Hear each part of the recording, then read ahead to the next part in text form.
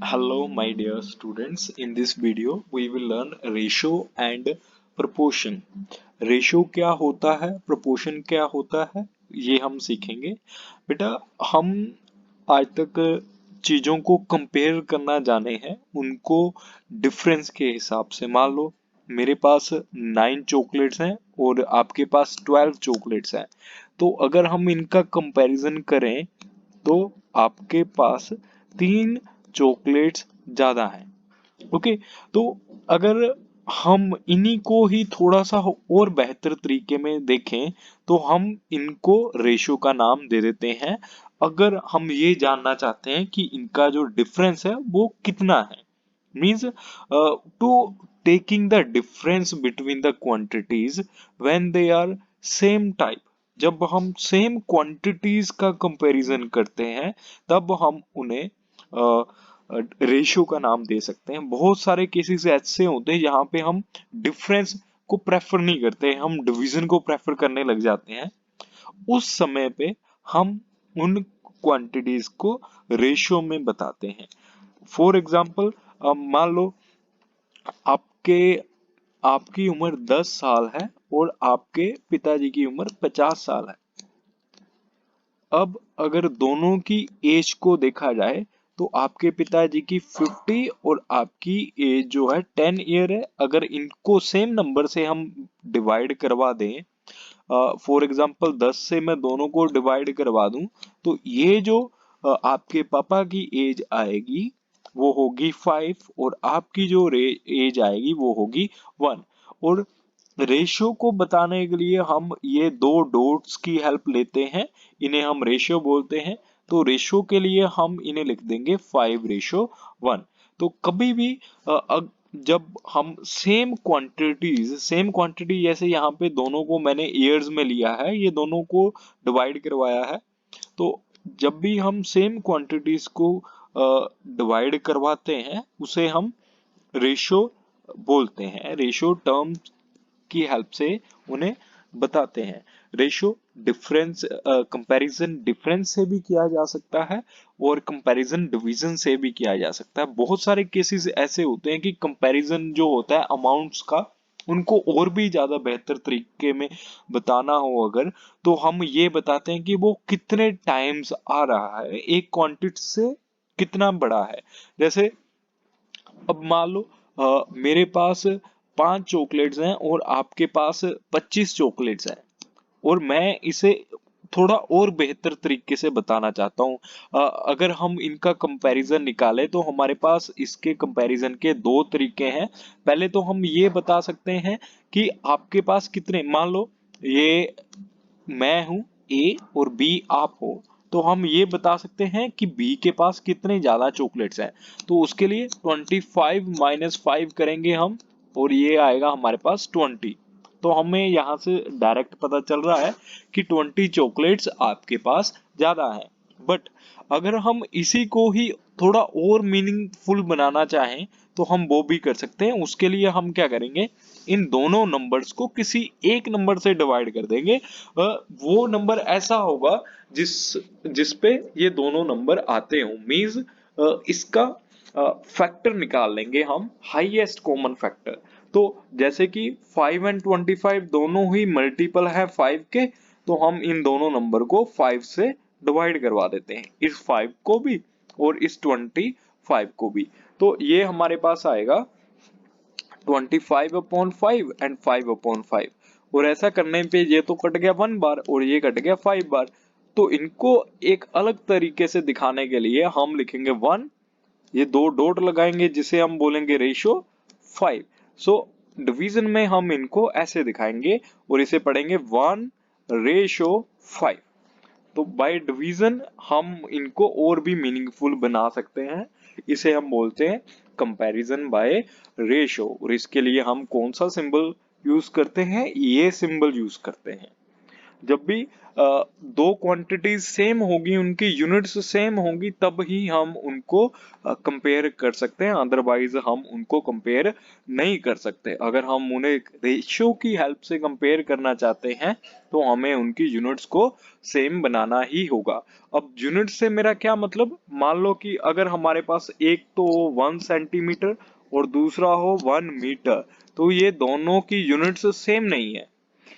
देखो, मुकाबला तो बराबर वालों के साथ होता है, इनकी यूनिट्स जब तक बराबर नहीं होगी तब तक हम इनमें मुकाबला नहीं करवा सकते। तो इनको कंपेयर करने के लिए हमें इनकी यूनिट्स को जो है सेम बनाना ही होगा, अदरवाइज हम इन्हें कंपेयर नहीं कर सकते।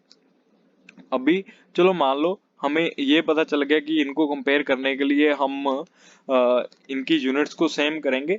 वो सब करने के बाद हम क्या क्या और कर सकते हैं और कैसे कैसे कर सकते हैं, वो अभी हम आगे सीखते हैं। मान लो कि मेरे पास एक यूनिट है 1 सेंटीमीटर और मेरे पास है 1 मीटर। अब इन दोनों को इक्वल बनाया जा सकता है, इनको कंपेयर किया जा सकता है। हमें इनको रेशो की हेल्प से कंपेयर करना है। तो इसके लिए देखो हम क्या करेंगे, जो भी हमारे पास छोटी यूनिट होगी उसे हम एज इट इज रहने देंगे, और जो भी बड़ी यूनिट होगी उसे हम कन्वर्ट कर देंगे। लाइक 1 मीटर को हम कन्वर्ट कर देंगे छोटी यूनिट में, और हमें ये अच्छे से पता है कि 1 metre is equal to 100 centimetre. 1 metre जो होता है वो 100 सेंटीमीटर के इक्वल होता है। तो हम इसे कन्वर्ट कर देंगे 1 मीटर की वैल्यू लिख के, और यहाँ पे जब ये दोनों की वैल्यू सेम हो जाएगी तब हम इसे ये रेशो का सिंबल लगा के इन्हें सेम रिप्रेजेंट कर देंगे। और जहां पे हम 1 मीटर लिख रहे थे वहां पे हम 100 सेंटीमीटर लिख देंगे। अभी ये दोनों सेम यूनिट में है, दोनों के दोनों सेम यूनिट होने की वजह से हम इन्हें बोलेंगे दे आर इन रेशियो। ये अभी दोनों रेशियो में हो चुके हैं।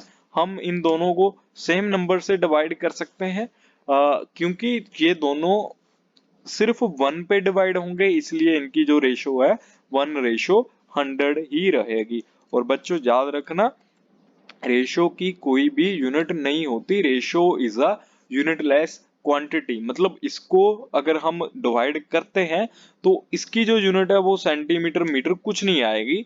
ऐसा क्यों होता है, जब भी हम सेंटीमीटर 1 सेंटीमीटर अपॉन 100 सेंटीमीटर लिखेंगे तो हमारे पास क्या वैल्यू आएगी, सेंटीमीटर से सेंटीमीटर कट जाएगा, ओनली नंबर बचेंगे 1/100। और याद रखना ये जो नंबर्स हैं ये फ्रैक्शन में है, और फ्रैक्शन को हम रेशो और रेशो को हम फ्रैक्शन में लिख सकते हैं। वो कैसे, हम ऊपर वाले नंबर को पहले लिखेंगे और नीचे वाले नंबर को बाद में लिखेंगे और उनके बीच में 2 डॉट लगा देंगे। सेम अगर हमारे पास रेशो है तो फ्रैक्शन में बनाने के लिए अगले वाला नंबर ऊपर न्यूमरेटर और पीछे वाला नंबर डिनोमिनेटर में लिख के हम उसे रेशो में दिखा सकते हैं। अभी यही क्वेश्चन हम अगर थोड़ा सा और चेंज कर लें, मान लो कि हम कोई रेस लगाते हैं। ये हमारे पास एक ट्रैक है और इसमें 2 बच्चे भाग रहे हैं, एक का नाम ए है, मिस्टर ए, और दूसरे का नाम है मिस्टर बी। अब ए ने जो वो ट्रैक है वो कंप्लीट किया है 60 मिनट्स में, और बी ने वही ट्रैक सेम कंप्लीट किया है 2 आवर्स में। क्या हम इन्हें कंपेयर कर सकते हैं? बिल्कुल नहीं। इसका रीजन क्या है, क्योंकि इन दोनों की जो यूनिट्स हैं वो दोनों अलग अलग हैं। एक तो मिनट्स में कन्वर्ट कंप्लीट कर रहा है और दूसरा जो है वो घंटों में कवर कर रहा है। तो हमें हमेशा छोटे वाले को सेम रखना है और बड़े वाले को चेंज करना है। यहाँ पे हम 2 आवर्स को कन्वर्ट कर देंगे। हमें अच्छे से पता है कि 1 आवर की वैल्यू 60 मिनट्स होती है, तो हम 2 आवर्स को कन्वर्ट कर देंगे। 2 आवर्स मतलब कि 2 इंटू 60, जिसका मतलब 120 मिनट्स हो गया। अब हम ए रेशो बी की वैल्यू निकाल सकते हैं। ए की वैल्यू 60, बी की वैल्यू 120। क्योंकि ये दोनों मल्टीपल हैं 60 के, तो हम इन दोनों को फ्रैक्शन में लिख के इनको सेम नंबर से कट कर सकते हैं। जैसे 0 से 0 काटा, 6 1s are 6, 6 2s are 12। तो इनकी जो रेशो आएगी 1/2, ये इनकी फ्रैक्शनल वैल्यू है, और फ्रैक्शन को कन्वर्ट करके हम इसे 1:2 लिख सकते हैं। तो हमने अभी क्या सीखा कि अगर हमारे पास कोई नंबर दे रखे हो जैसे 60 मिनट एंड 2 आवर्स, इनको हम रेशो में कैसे लिखेंगे। हमने पहले उनकी यूनिट को सेम करना है, सेम करने के बाद उनकी कटिंग करनी है सेम नंबर से। अगर वो कट हो रहे हो तो हम उनको कट करने के बाद रेशियो में ऐसे रिप्रेजेंट कर देंगे। अभी बढ़ते हैं आगे। So students, the two unit must be in the same unit. अभी हमने सीखा है कि अगर दोनों यूनिट सेम यूनिट में होंगी, दोनों क्वांटिटी सेम यूनिट में होंगी, तब ही हम उनको कंपेयर कर सकते हैं। अदरवाइज उन्हें कंपेयर करने के लिए हमें उनकी यूनिट को सेम करना होगा, उसके बिना हम उनको कंपेयर नहीं कर सकते हैं। और अगर हम न्यूमरेटर एंड डिनोमिनेटर को सेम नंबर से मल्टीप्लाई करें या फिर डिवाइड कर दें तो हम उसे इक्विवेलेंट रेशियो ही बोलेंगे। फॉर एग्जांपल, अगर हमारे पास 1:3 दे रखा है, मींस 1/3 दे रखा है, इस रेशियो को अगर सेम नंबर से इंटू कर देते हैं हम, मींस दोनों को सेम नंबर लाइक 5 से इंटू कर दे दोनों को, this will become 5 1s are 5 ratio 3 5s are 15। तो ये 5:15 आ जाएगा, जिसका मतलब इसे हम सेम ही इक्विवेलेंट मानेंगे, सेम ही रेशियोज मानेंगे, क्योंकि इनमें कुछ भी बदलाव नहीं आया। दोनों के दोनों नंबर सेम रेशियो को रिप्रेजेंट कर रहे हैं। इनको सेम नंबर से अगर मल्टीप्लाई करते हैं न्यूमरेटर डिनोमिनेटर्स को, तो रेशियोज में कोई फर्क नहीं आता, उसे हम इक्विवेलेंट रेशियोज ही कहते हैं। अब एक एग्जांपल ले लेते हैं। मान लेते हैं कि हमारे पास एक बच्ची है जिसका नाम ईशा है।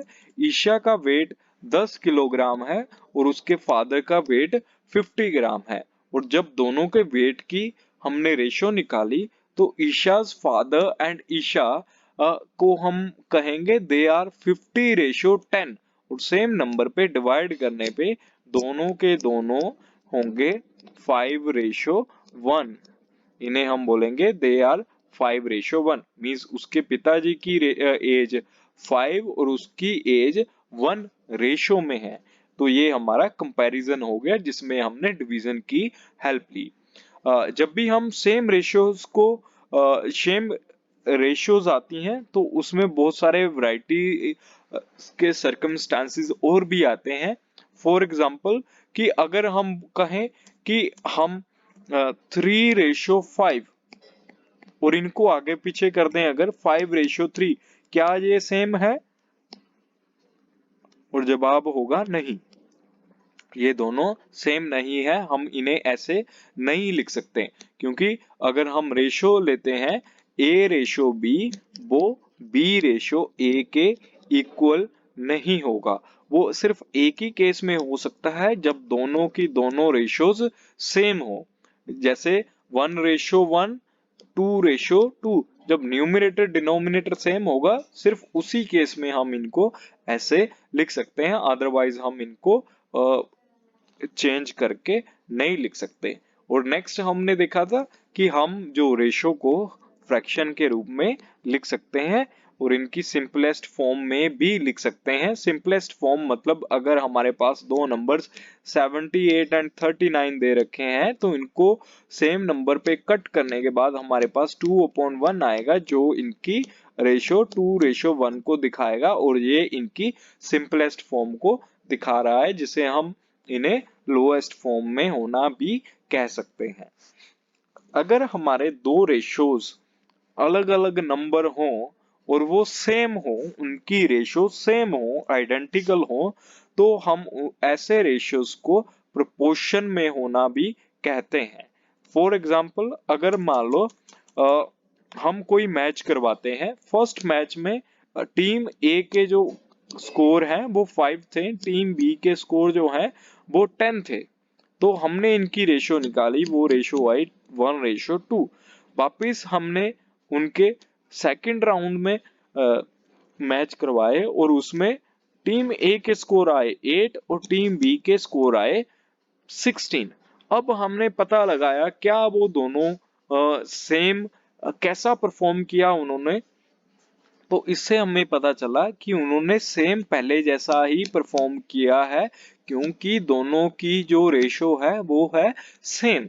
और इससे हमें ये पता चला कि अगर दोनों की रेशो सेम है तो हमारे पास 5:10 जो है वो इक्वल होगा 8:16 के। और हम इस इक्वल की बजाय ये साइन भी लगा सकते हैं जिसमें दो रेशियोज एक साथ लिखे होंगे, और इसे हम एक नया नाम देंगे जिसे बोलेंगे प्रोपोर्शन। प्रोपोर्शन। ओके। सो जब भी हम प्रोपोर्शन की बात करेंगे इसका मतलब दो क्वांटिटीज की रेशियो जो है इक्वल है, सेम है। We say two ratios are in proportion if they are equal. वो प्रोपोर्शन में होंगे टू रेशियोज अगर वो इक्वल होंगे, और उसके लिए हम इस सिंबल को यूज करेंगे या फिर इक्वल को यूज करेंगे उन्हें इक्वेट करने के लिए, उन्हें चेक करने के लिए। तो यहाँ पे इन सब टर्म्स के अलग अलग नाम भी होंगे, इनके रिस्पेक्टिव नेम्स हैं। अगर हम कहें कि रेशियोज हैं जो प्रोपोर्शन में नहीं है तो उसके लिए हम उन्हें कैसे बता सकते हैं? ये तब भी पॉसिबल होगा जब ए रेशियो बी होगा और सी रेशियो डी नहीं होगा, या फिर ए रेशियो बी नहीं होगा। जब इनके रेशियोज सेम नहीं होंगे तब हम इन्हें बोलेंगे कि ये जो है वो प्रोपोर्शन में नहीं है, ये इन प्रोपोर्शन है या फिर अनप्रोपोर्शन है। सो ये जो 4 क्वांटिटीज हैं इन सब की टर्म्स के अलग अलग नेम है। हमारे पास फर्स्ट जो टर्म है उसे हम ए मान लेते हैं, सेकंड टर्म बी मान लेते हैं, थर्ड टर्म सी मान लेते हैं, फोर्थ टर्म डी मान लेते हैं। देखो ये आउटर टर्म्स हैं, बाहर की टर्म्स हैं, जिसमें ये टर्म फर्स्ट है और ये टर्म फोर्थ है। तो फर्स्ट एंड फोर्थ बाहर की टर्म्स हैं, इन्हें हम बोलते हैं एक्सट्रीम टर्म्स। और हमारे पास सेकंड एंड थर्ड अंदर की टर्म्स हैं, इन्हें हम बोलते हैं मिडल टर्म्स। हमारे पास एक और तरीका भी है ये पता लगाने का कि जो रेशियोज हैं वो प्रोपोर्शन में है या नहीं। तो उसके लिए हम कैसे पता लगा सकते हैं? उसके लिए हमें एक सिंपल काम करना होगा, उसमें हमें ए को डी से इंटू करना होगा और बी को सी से इंटू करना होगा। अगर इनके प्रोडक्ट सेम आ गए, इक्वल आ गए, तो ये प्रोपोर्शन जो है वो सेम होंगे, तो हम इन्हें बोलेंगे इन अ सेम प्रोपोर्शन। और यहाँ पे हमारे पास दो अलग अलग क्वांटिटीज दे रखी हैं, इनकी प्रोपोर्शन हमें चेक करनी है। तो उसके लिए हम 16 एंड 48 की रेशो निकालेंगे और देखेंगे ये कितनी आ रही है, और 17 एंड 51 की रेशो निकालेंगे, वो चेक करेंगे कितनी आ रही है। अगर दोनों सेम है तो वो दोनों सेम प्रोपोर्शन में माने जाएंगे। तो देखो दोनों ही 16 के टेबल पे आ रहे हैं, 16 1s are 16, 16 3s are 48, इनकी रेशो आई 1:3। एंड यहाँ पे अगर हम इनकी रेशो देखें तो 17 1s are 17, 17 3s are 51। तो दोनों की रेशो सेम आने की वजह से हम बोलेंगे दे आर इन प्रोपोर्शन। और इक्वालिटी का साइन हम लगा भी सकते हैं, और या फिर इनकी जगह पे हम इन दो रेशियोज को एक साथ रिप्रेजेंट कर सकते हैं, क्योंकि इनकी रेशो सेम है, they are in proportion. Proportion के बाद अगर हमें कुछ वैल्यूज में किसी की वैल्यू निकालनी हो, अगर कोई क्वांटिटीज ऑलरेडी प्रोपोर्शन में हो, उनकी हमें उनमें से किसी एक की वैल्यू निकालनी हो, तो वो भी हम बड़ी आसानी से निकाल सकते हैं। अगर एक वैल्यू मिसिंग हो तो उसके लिए हमें बहुत आसानी से उनका आंसर निकाला जा सकता है। वो कैसे, देखते हैं। फॉर एग्जाम्पल हमें कुछ रेशियोज दे रखी हैं, लाइक 8:24 इज इक्वल टू, और यहाँ पे प्रोपोर्शन का साइन लगा सकते हैं हम। ये हो गया 12:x। इसकी हमें वैल्यू फाइंड करनी है, तो वो कैसे कर सकते हैं? देखो हमें x की वैल्यू फाइंड करनी है, इसके लिए हम करेंगे प्रोडक्ट ऑफ, यहाँ पे हम लिख सकते हैं प्रोडक्ट ऑफ एक्सट्रीम्स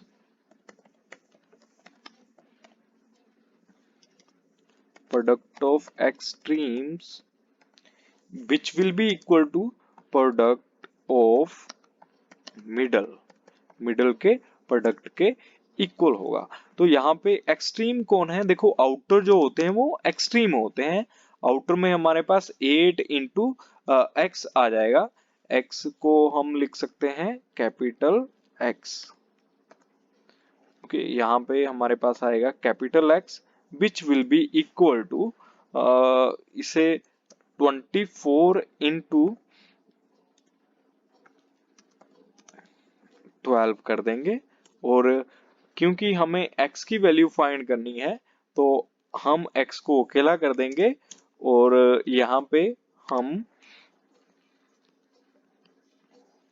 x को अकेला कर देंगे 24 इंटू 12 और नीचे लिख देंगे 8 और 8 1 जार 8, 8 3 जार 24। तो हमारे पास न्यूमरेटर में 3 इंटू 12 और नीचे 1 है तो उसे इग्नोर किया जा सकता है। 3 12 जार 36 ये वैल्यू आ जाएगी। तो ये इस हिसाब से हम इस x की मिसिंग वैल्यू की मिसिंग क्वांटिटी की वैल्यू निकाल सकते हैं, जिसके लिए हमें सिर्फ ये छोटा सा काम करना होगा। Product of extreme equal to product of middle, outer की इनटू इनर वन से। ओके, तो ये रहा हमारा प्रोपोर्शन। प्रोपोर्शन के बाद हम यूनिटरी मेथड को भी कर सकते हैं, जिसमें हमारे पास कुछ क्वांटिटीज में से उनकी 1 यूनिट की वैल्यू निकालेंगे और उनकी वैल्यू डिटरमाइन करने के लिए जितने रिक्वायर्ड नंबर की यूनिट्स को हमें पता करना है। फॉर एग्जांपल हमें कॉस्ट 1 डजन सोप की दे रखी है जो 250 है और हमें कॉस्ट निकालनी है 23 सोप्स की। तो देखो हमें 23 dozen, cost of a dozen soap is 250 और 1 डजन हमें पता है 12 के इक्वल होता है। तो 1 डजन मतलब 12 सोप की वैल्यू दे रखी है। एक सोप की वैल्यू निकालने के लिए हम उसकी रेट को, कॉस्ट को डिवाइड कर देंगे नंबर ऑफ सोप से। यहाँ पे हमारे पास एक की वैल्यू आ जाएगी। अब जब हमें एक की वैल्यू पता है तो बाकी की वैल्यू निकालने के लिए हम इनटू कर देंगे और इनटू करने के बाद हमारे पास टोटल वैल्यू जो है वो आ जाएगी। आई होप कि आपको ये रेशियो चैप्टर समझ आया हो। हम इसके बारे में बहुत सारे क्वेश्चन करेंगे और आपको ये अच्छे से समझ भी आ जाएगा। अगर वीडियो अच्छा लगा तो please like, subscribe and comment. Thank you.